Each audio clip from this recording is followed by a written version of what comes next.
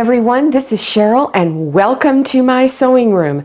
I'm going to demonstrate how to make a face mask with ties on it. Now, if you have elastic and you want to make a face mask with elastic, then click on the link in the upper right hand corner. Also, before we get started, I want to let you know that you can now follow me on Instagram and Facebook. The links are below the screen, so let's get started. You will need two 9-inch squares of 100% cotton that has a tight weave. I'm using quilting fabric. Also, one 9-inch square of heavy iron-on fusible interfacing. You can get this interfacing at Walmart if your Walmart sells fabric and other fabric stores, and you can also buy it online. It has glue on the back side that makes it adhere to the fabric. For your ties, you can either use bias tape or you can use ribbon. This ribbon is about 3/8 inch wide. This bias tape is a 1/2 inch wide. You'll also need one or the other of these. This is a twisty tie that comes with your plastic bags when you buy them. Also, you can get them when you go in and buy fruits and vegetables and you wrap it around your bag. I know we save some of these. We always have a few around the house, and I'm sure you do too. These are 3.5 inches long. Take one of your squares, whichever square you want for the outside of the mask that will be showing. Put the pretty side down and place your interfacing on top. Now, the glue side, depending on which interfacing you bought, will have either little beads of glue, it'll feel kind of rough, or it'll be shiny. Those are the glue sides of your heavy iron-on interfacing. So place it on the back side with that shiny side down. Place a damp cloth on top and always read your package instructions for proper fusing, because it might vary from manufacturer. And then take a hot iron with steam and give it a burst of steam and hold it in place for 12 to 15 seconds. Then after that has lapsed, lift it up, place it down again. Keep doing that until all of it is fused on. After you've fused your interfacing on, then do a machine basting stitch around all 4 edges. I sometimes find that when you're working with fabric with the heavy iron-on interfacing on it, sometimes it starts to separate at the edges, so it just keeps it intact so it's easier to do the rest of the project. If you're going to use bias tape for your ties, as you can see when you purchase it, it comes already pre-folded, but now you need to stitch along the edge to close it up. Put the interfacing against the table, so you're looking at the pretty side of your fabric. I've cut 2 strips of ribbon that are 13 inches long. I've placed them a 1/4 inch away, a little more than a 1/4 inch away from this edge and this edge. Then take your other fabric for the back and place the front side down, the pretty side, and place it on top. Then place pins around all the edges. Remember, over here are where your ribbon is attached. So down here at this edge, leave an opening. You're going to leave an opening that's at least 3.5, 4 inches wide, somewhere around in there. Always back stitch on each side of your opening. So you're going to start here, back stitch. Stitch down to the corner, and you're doing a 1/4 inch seam. So when you get a 1/4 inch from this edge, stop, leave your needle down through your fabric, lift your presser foot, and turn your fabric. And then back stitch over the ribbon, stitch down, back stitch over the ribbon. Again, at the corner, leave your needle down always when you come to a corner. Continue around, back stitch here, and back stitch here, and stop. go through your opening and begin to turn it front side out. Now don't tug too hard on your fabric because you don't want to rip your stitches out on each side of the opening. That's why you always need to backstitch when you get to stitching on each side of the opening. Then reach inside and poke your corners out.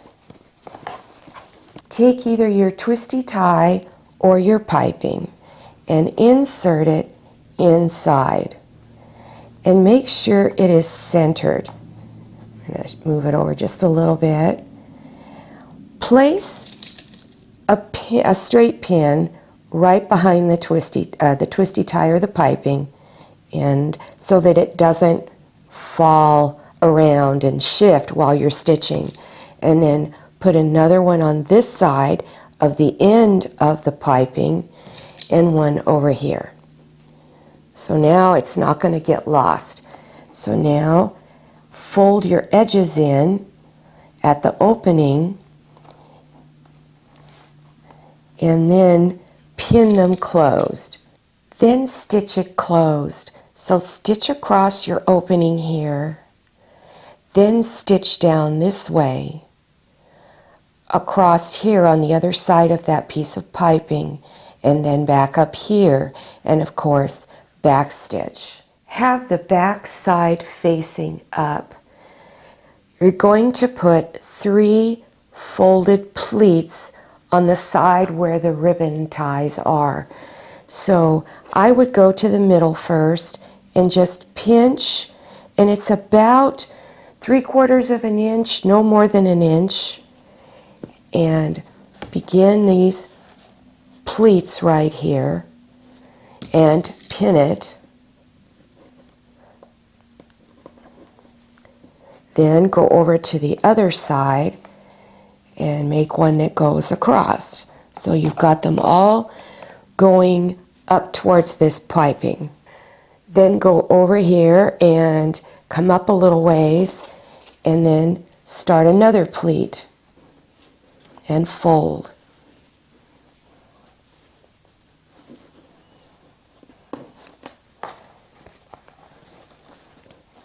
And make sure you pin it so that it stays in place. Then go over here and do another one.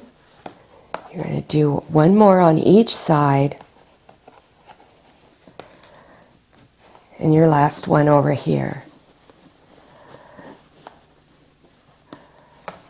Then stitch close to the edge, no more than 1/4 of an inch. So I went about 1/8 of an inch, and I went back and forth 2 times and do the same thing over here, and then you flip it over, and this is the front of the mask. Cut 2 more pieces of ribbon, and the length will vary depending on the size of the person's head. I'm making this for my husband, so his head is much larger. So I've cut these 12 inches long. For some of you, it may need to be shorter. Take the ribbon and insert it underneath. Fold the end over, and then take the end and bring it over the top and bring it past this piece of ribbon. Then stitch it down in here. So let me show you a sample of what that looks like. So I've stitched a little square. It's not stitched to this, it's only stitched to this. Now try it on the person who's going to be wearing it, and if this is too long, then go ahead and cut it off, and then go ahead and fold the ends over twice and stitch it around in a little square like you did on the other section. Okay, Manny's going to model it for us, so go ahead, and it's wrapped around the ears first, and then Manny said to do a surgeon's knot. So you're going to wrap it around once, 2, and pull it tight, then tie it in a bow, and according to Manny, he says it's supposed to stay put. Okay, so now turn to the side And now turn to the front, and then make sure that it's folded underneath the chin, and then pinch the nose so that it hugs the top of your nose. Thank you, Manny. Everybody stay safe. Bye-bye. Phone or iPad and enter. I'm so distracted by what you guys are doing. If you like this video, please click on thumbs up, and don't forget to click on share to share this video with your friends. And if you haven't subscribed yet, click on that red button down there in the lower right hand corner of your screen.